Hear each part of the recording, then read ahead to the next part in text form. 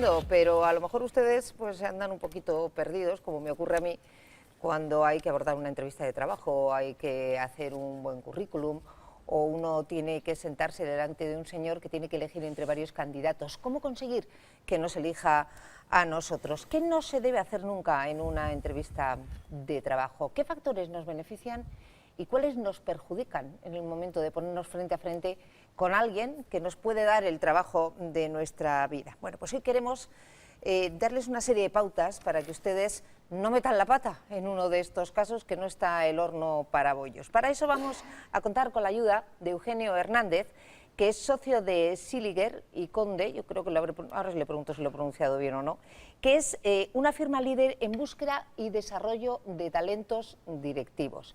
Es una persona que está acostumbradísima a ver candidatos, a calificarlos con un simple vistazo, a valorar qué es lo que se necesita y lo que se requiere. En este caso hablamos de directivos de alto nivel, pero a cualquier persona que está buscando un empleo. Señor Hernández, muy buenos días. Buenos días. Bienvenido. Bueno, vamos a empezar, si le parece a usted, por el principio, porque cuando se busca un trabajo, la gente tiene muy claro, primero, que tiene que tener un currículum impecable y que después, si ese currículum es lo suficientemente bueno y está valorado por la persona que lo recibe como aceptable, va a tener que enfrentarse a una entrevista de trabajo. Empecemos por el currículum. ¿Es realmente tan importante tener un currículum impecable a la hora de pedir trabajo o no? Bueno, yo diría que no es exactamente imprescindible el tener un currículum impecable. Quizás lo más importante para acometer un proceso de entrevista de trabajo, si queremos centrarnos inicialmente en lo que es un currículum, habría que diferenciar entre cuál es la madurez o el estado del profesional del que estamos hablando. No es lo mismo hablar de un recién titulado, que en realidad lo que puede contar hasta ese momento es qué es lo que ha estudiado, cuál es su trayectoria de estudio, si ha estudiado en España, si ha estudiado fuera, si ha tenido formación complementaria, si ha tenido algún tipo de experiencia adicional, pero se puede limitar a eso cuando vamos a un directivo con una cierta experiencia en la que ya tiene una trayectoria profesional que contar. Esto modifica absolutamente cómo se compone un currículum o qué es lo que tenemos que contar. Es verdad que hoy en día hay incluso formatos, me permito calificar de corsés, como el de la Unión Europea, en el que se estructura lo que uno tiene que contar y cómo lo tiene que contar. Claro, es que ya nos encontramos con una variedad de currículums, señor Hernández, que a veces nos perdemos. Está el currículum tradicional, y que hemos hecho todos con nuestra fotito, en fin, estas cosas. Luego está el currículum europeo, que se ha puesto muy de moda. Y ahora existe incluso el videocurrículum, que yo no sé si es bueno o es malo enviarlo. Pues tan diferentes son los currículums como diferentes somos las personas, ¿no? ¿Por qué queremos intentar estructurar los currículums de la misma manera? ¿Por qué queremos intentar dar normas rígidas para que alguien haga un currículum siguiendo unas pautas o unos formatos si cada persona es diferente? ¿Por qué queremos intentar anular la personalidad a la forma de estructurar un currículum? Es verdad que cuando estamos analizando, o cuando se analizan, que no es nuestro caso, nosotros en Seliger y Conde nos movemos normalmente en primeros niveles directivos, en directivos de comité de dirección.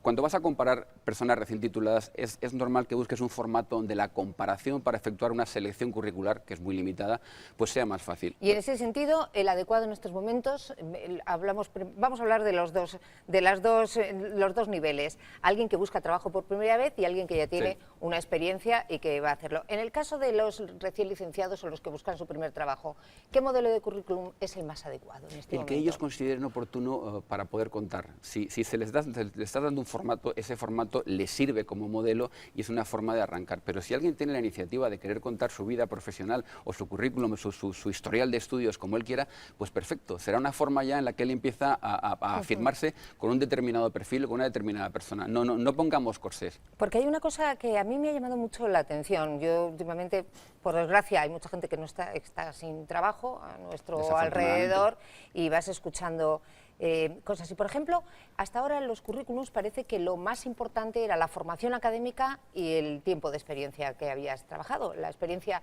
laboral. Ahora, por lo visto, se le da muchísima importancia a cosas aparentemente tan banales como pueden ser las aficiones.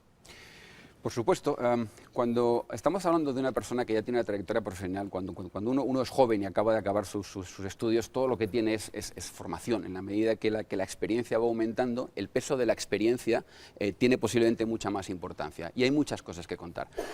Cuando estamos analizando un profesional, su historial profesional, los hechos comprobables, qué proyectos ha cometido, qué equipos ha dirigido, en qué niveles de dificultad ha gestionado entornos, son cosas importantes. pero sin lugar a duda, cuando estamos valorando a un profesional, no valoramos solamente las aptitudes, sino las actitudes. Hoy en día, en un directivo, la actitud personal es crítica para ver su éxito como directivo.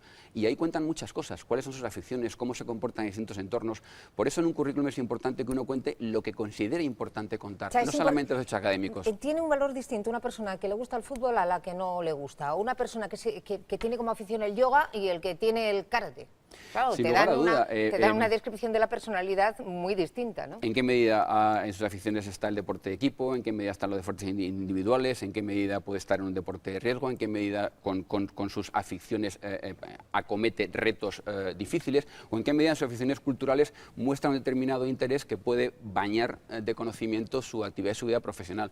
En un profesional, no solamente su trayectoria profesional, no solamente su formación académica son importantes. La formación académica es algo que abre puertas, la trayectoria profesional compone y configura el perfil de un directivo, pero el conjunto de cosas que envuelve la experiencia de un directivo, sus aficiones, su familia, su vinculación con sus hijos, sus relaciones con amistades, su conocimiento de otros países, configura a una persona que va a ser capaz de transmitir toda una experiencia, una forma de hacer, una forma de entender, una forma de liderar en su entorno laboral. Todo es absolutamente importante. Hoy en día, en un directivo, más allá de su experiencia profesional y su formación académica, su actitud y su integridad son aspectos profundamente críticos para ver cómo se va a desenvolver en entornos profesionales. Bueno, si ustedes tienen alguna pregunta para Eugenio Hernández, ya saben que tenemos una dirección de Twitter que es @elcirculotm, pueden mandarnos sus preguntas y nosotros se las trasladamos rápidamente. Señor Hernández, ¿qué no se debe hacer jamás en una entrevista de trabajo? Pues no lo sé, hay muchas cosas que no se deben hacer, pero posiblemente hay que ser positivo y pensar en qué se debe hacer en vez de qué no se debe hacer. Normalmente existe la costumbre, especialmente en los recién titulados, de ver, y has mencionado antes la palabra, enfrentarse a una entrevista de trabajo. No hay que enfrentarse a una entrevista de trabajo. Una entrevista de trabajo normalmente es una oportunidad y como tal hay que entenderla. Existe quizás la mala costumbre de acometer una entrevista de trabajo, de acudir a una entrevista de trabajo con la idea de ser entrevistado, una idea pasiva. No, es una gran oportunidad para conocer de qué te están hablando. Es importante prepararse la entrevista, es decir, ¿quién te va a entrevistar? ¿A quién vas a ver? ¿De qué empresa se va a tratar? Porque es muy difícil preguntar sobre lo que no sabes que no sabes. Lo que ignoras no puedes preguntar sobre ello. Sobre lo que sabes que no sabes sí puedes preguntar. Ya estás abriendo oportunidades para establecer una conversación rica, para mostrar una actitud proactiva. El trabajo, vamos, la empresa a la que aspiras conseguir un trabajo o no sé si hablamos de un comercio, si hablamos de cualquier sitio, por lo menos estudiarse el sitio y supongo que hacer un currículum ad hoc y llevárselo todo perfectamente sabido para poder hacer las preguntas oportunas, ¿no? Más que perfectamente sabido, ir con la predisposición a enterarse, a preguntar y a aprender de la persona con la que estás, no simplemente a ser interrogado. Esa es una oportunidad que hay que aprovechar. Y, por supuesto, cuidar la comunicación, es decir, no solo el lenguaje. El lenguaje corporal, eso le iba a preguntar yo. El lenguaje corporal es importantísimo. La emocionalidad. Los que son los expertos, vamos, se lo saben todas. Aquí cuidadito, porque uno hace un gestito haciendo así y eso quiere decir que está uno contando una trola impresionante. No, hay una serie de actitudes corporales que supongo que no nos benefician. ¿Cuáles serían? Yo creo que uno debe de actuar en una entrevista tal y como es, con naturalidad. Tiene que llevar en la cabeza lo que quiere decir. Es decir, al fin y al cabo, y sin miedo, antes mencionabas, si uno tiene un deporte que le ha conformado, que le ha aportado notables experiencias, ¿por qué no lo vas a mencionar? Si uno tiene una determinada afición cultural, ¿por qué no lo vas a mencionar? No hay por qué limitarse a los aspectos académicos o a los aspectos laborales. A una persona le configuran un montón de aspectos, un montón de entornos. Si uno está orgulloso de las experiencias, del trato que tiene con sus hijos, ¿por qué no lo va a contar? Todo define a la persona, todo configura a la persona, y si quien está enfrente tiene la capacidad de saberlo valorar, sabrá entender quién es ese directivo si le cuenta cosas que son realmente interesantes. Hay que ir dispuestos a hablar, a contar, a expresarse, a decir lo que uno quiere y a enterarse de lo que uno quiere enterarse. Una cosa, señor Hernández, hay una serie de temas delicados que uno no sabe muy bien si abordar en una entrevista de trabajo o no, que son el tema del sueldo y de las vacaciones. Sí. De esto se pregunta en la entrevista de trabajo, quiere decir el aspirante, o mejor no hacerlo. Sin lugar a duda, ¿por qué no? Es decir, una vez más, no le pongamos puertas al campo, aunque es algo muy vinculado a la cultura española. En nuestro entorno en Seliger y Conde nos movemos permanentemente en entornos internacionales. De hecho, tenemos oficinas por gran parte de Iberoamérica, en Colombia, en Argentina, en Venezuela, incluso en Estados Unidos, en Houston, en Miami, en Francia, en Marruecos. Estamos acostumbrados a movernos en entornos internacionales. Hay países mucho más limitativos, como puede ser Estados Unidos, donde hay determinadas preguntas personales, preguntas sobre la edad, incluso sobre la retribución, que incluso tienen una dudosa posibilidad de ser hechas. En España no es así, y a la hora de preguntarle no pasa nada, porque uno vaya a una entrevista de trabajo y cuando va a acabar decirle, por cierto, ¿cuánto me pagarían ustedes? ¿O por cuáles serían mis vacaciones? Uno tiene libertad de preguntar y la otra persona tiene que tener libertad de responder. Pero el problema es que uno lo pregunta y a lo mejor en ese momento las personas que está entrevistando, su caso, por ejemplo, en ese momento dice, malo, si uno se preocupa tanto por las vacaciones, no le debe gustar demasiado trabajar. Nosotros sistemáticamente preguntamos cuál es el nivel retributivo de la persona que estamos entrevistando, porque sería una temeridad por nuestra parte a lo mejor presentar a un cliente un candidato que está fuera de la banda de la posición que estamos hablando. En cuanto al tema de las vacaciones, pues sinceramente, cuando uno está pensando en dar un paso profesional, cuando un chaval está pensando en su primer puesto, yo creo que no piensa en las vacaciones, yo creo que piensa en el contenido del trabajo. Vamos, que no da muy buena imagen. Llegar uno y decir, por cierto, mis vacaciones son en agosto. Quiero decir, hay una serie de cosas que hay que... por cierto, no es la pregunta más relevante. No es la mejor. El aspecto físico sigue contando mucho porque dice mucho de la persona, ¿no? Sin lugar a duda, y dentro de lo que es la formación o el enterarse, el informarse de a quién va a ver uno y sobre qué empresa va a tratar, pues digamos que el criterio de respeto es el que debe guiar la vestimenta. No se trata de que la gente tenga que ir de uniforme con traje y corbata, y no es lo mismo ir a una entrevista para un banco de inversión que ir a una entrevista para Google. Es decir, uno tiene que detectar cuál es el entorno en el que se va a mover, pero sobre todo, uno tiene una forma de ser y la vestimenta es una forma también de afianzar, siempre guiado por el respeto hacia quien le va a entrevistar o por la empresa que le va a entrevistar. Mamen. Lo que pasa es que a mí me parece que todo está como muy preparado, ¿no? Quiero decirle, ¿no sería mejor en lugar de que diga, bueno, lo que el que está enfrente espera de mí es todo lo que usted acaba de contar? ¿No sería mejor que la persona se presentara tal como es? Porque al final en el trabajo es verdad que a lo mejor con todo esto tan preparado consigue el puesto, pero luego en el día a día no va a ser esa persona que ha ido a la entrevista con todo apuntado para conseguir el puesto, sino que va a ser él mismo o ella misma.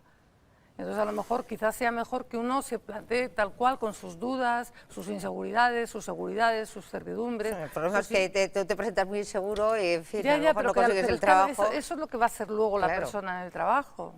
Sin lugar a duda, y quizás no me he expresado correctamente, pero creo que en varias ocasiones he dicho que es importante que la persona se presente tal y como es. Una cosa es que uno se informe, una cosa es que respete con quién se va a entrevistar y otra cosa que intente engañar. De todos modos, uno de los aspectos que es importante diferenciar en un proceso de entrevista de trabajo es llegar al fondo de la persona independientemente de cuál sea el aspecto o la escena que está conformando. Existen grandes comunicadores que en el fondo son un bluff y existe gente con una gran valía profesional que no son buenos comunicadores. Es importante, es muy importante quizás la base, saber detectar cuál es el fondo de la persona, no solamente el fondo aptitudinal de su capacitación, sino cuál es la actitud de esa persona e ir más allá de su capacidad de comunicación, ir más allá de cómo esta persona conecta, que es importante, pero saber ver, hay determinadas personas que no son grandes comunicadores, pero pueden ser grandes profesionales en una determinada función, y llegar al fondo de esta persona es una de nuestras funciones en un proceso de entrevista de trabajo. Buscamos 40 vericuetos, distintos tipos de preguntas para conseguir desde la confianza que esa persona se abra y saber detectar cuál es el fondo de esa persona, porque tienes toda la razón, luego en el día a día se va a manifestar como es. Uno no puede hacer teatro el 100% del tiempo. Vayan tomando ustedes nota de este consejo, porque es cierto que Eugenio Hernández se dedica a seleccionar altos directivos, pero los consejos que da sirven absolutamente para toda persona que esté buscando el trabajo. Lo mismo para el que esté buscando efectivamente un puesto directivo en Google o el que esté buscando ser un puesto en una charcutería. Quiero decir que estos consejos son para todo el mundo son iguales, porque es que a la hora de la verdad uno va a entrevistarse y ahí le van a valorar. Pues viene bien lo que dice, ¿no? Porque claro, el problema es que en España el 95% de las empresas son pequeñas y medianas empresas. ¿Verdad? Y es verdad que este sistema tan profesional pues lo utiliza fundamentalmente la gran empresa, pero a mí me parece que cuando bajamos a la pequeña y mediana empresa ya el contacto es probablemente más personal, la gente viene presentada por alguien del entorno y por tanto a lo mejor los criterios de selección son más subjetivos en todo caso. No sé, me gustaría conocer su opinión y si cree que es positivo ese criterio subjetivo que se da en muchísimas empresas, porque últimamente yo casi todos los que me encuentro los han contratado porque conocen a alguien y estaban presentados por alguien.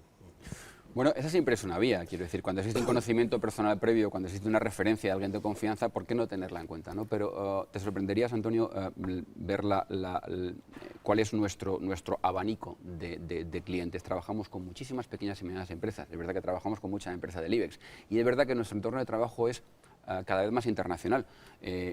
Por tanto, nuestro abanico de visión es muy amplio. No necesariamente una empresa pequeña tiene por qué ir por una vía de un contacto directo.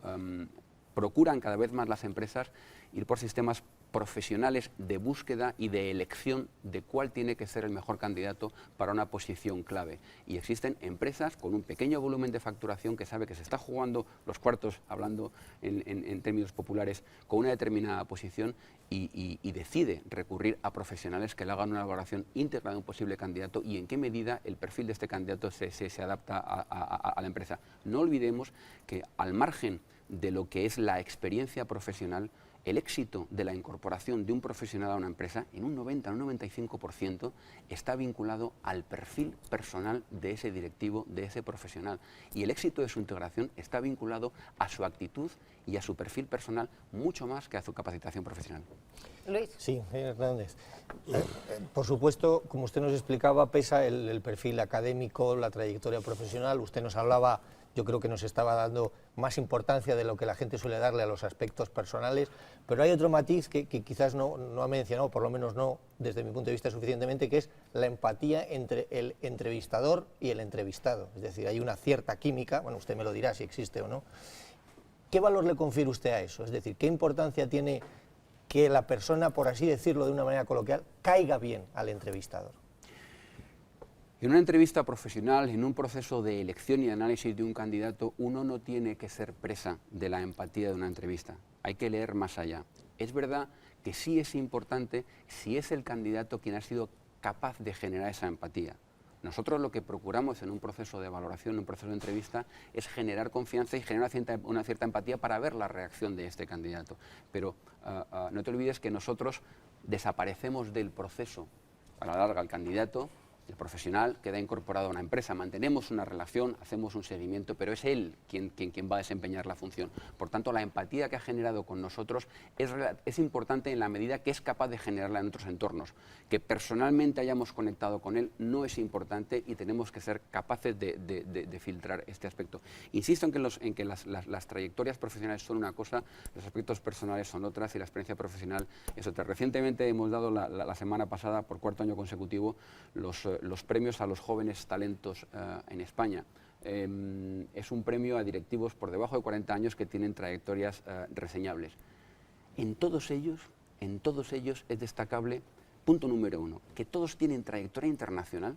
Es curioso, en un momento en el que estamos hablando de elecciones catalanas, de temas más territoriales, mucho más locales, cuando el entorno de gestión del talento es profunda y absolutamente internacional. Y tenemos españolitos por el mundo que son auténticos monstruos comiéndose el mundo. Gente por debajo de 40 años con trayectorias impecables, dirigiendo empresas, responsables de países y mercados, y en todos ellos había un factor común: la actitud. Gente positiva, gente con ilusión, gente capaz de mover proyectos, motores del cambio. Esto es fundamental. Por tanto, es gente que de algún modo son capaces de generar empatía en sus equipos, de conectar con sus equipos. No es importante cómo conecten con nosotros como entrevistador o como analistas, sino con su entorno de trabajo.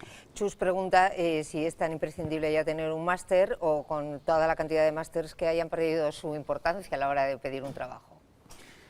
Cualquier formación complementaria siempre es importante y siempre es una adicional que abrirá más puertas y que capacitará aún más al profesional. Y a la hora, este sí creo que es una buena recomendación o consejo, a la hora de elegir una trayectoria profesional, a la hora de elegir una empresa, qué importante es conseguir una empresa que siga siendo una formación. No se me olvidará nunca, en mi época de estudiante, viajaba los veranos por el mundo, por Europa, para ver arquitectura, y recuerdo visitando la Fundación La Roche, que es donde está el Museo Le Corbusier, al lado de París. Es un sitio que solíamos visitar, pues, arquitectos, estudiantes de arquitectura, y recuerdo que viendo el libro de visitas, yo tuve la suerte de tener entre mis profesores y maestros a Francisco Javier Sá y de Oíza, uno de los grandes arquitectos del siglo XX español, y recuerdo que hojeando este libro de visitas aparecía su firma, que había estado apenas 2 semanas antes, y ponía Francisco Javier Sá de Oíza, estudiante siempre. Por aquel entonces tenía unos 67 años. Casi nada, el aparato. Blanca pregunta, y es la última pregunta porque no tenemos tiempo para más. Dice, ¿es importante poner en el currículum trabajos que no tienen nada que ver con nuestra formación? Yo me imagino una persona que está pidiendo un trabajo, pues no sé, un puesto de, vamos a mirar, en un estudio de arquitectura, que es su caso, y ha trabajado de extra cinematográfico, ¿conviene ponerlo en el currículum o más vale ocultarlo? Te respondería alguna pregunta. ¿Creemos que esa experiencia como extra cinematográfico le ha aportado algo a esta persona? Si él cree que sí, póngalo.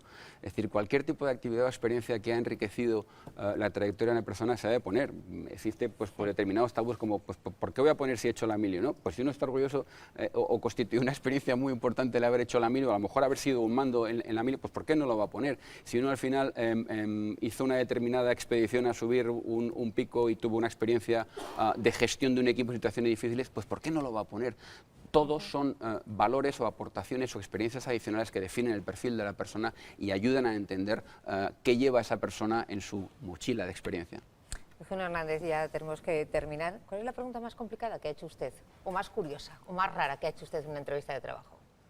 Le estoy poniendo en un brete, porque este tipo de cosas son las que le preguntan en las entrevistas de trabajo, pues yo le hago la pregunta a él a ver cómo sale de esta. Pues hay muchas, pero para quitarle un poco de atención y de protagonismo a nosotros cuando estamos entrevistando a candidatos, lo pondré en modo receptivo y pasivo, que fue la que me hicieron a mí para mi primer trabajo.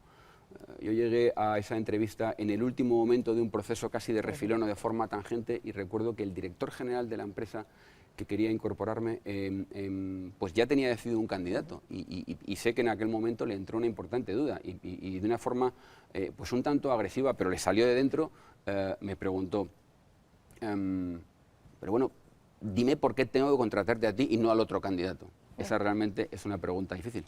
¿Y cuál fue la respuesta? Que me contratase y lo sabría. Bueno, por ahí queda dicho. Eugenio Hernández, muchísimas gracias por haber estado con nosotros, socio de Easy-Leader. A vosotros. Y Conde, ya saben ustedes, es una empresa líder a la hora de cazar talentos directivos, que es algo muy importante. Muchísimas gracias, porque nos ha dado unas claves muy importantes. Luis, gracias. Antonio, Mamen, muchas gracias a los tres. ¿A ti? Nos marchamos. Mañana tendremos muchas cosas de las que hablar. Nos va a visitar Rosa Díez, que también tendrá muchas cosas que decir. Hablaremos, entre otras cosas, que hoy no nos ha dado tiempo, de la huelga de la sanidad madrileña y de todo lo que conforme la actualidad del martes. Nos vamos a preparar el programa. Mañana aquí les esperamos a las 8:30, como siempre. Sean buenos y aprovechen este lunes, que está casi sin estrenar. Hasta mañana.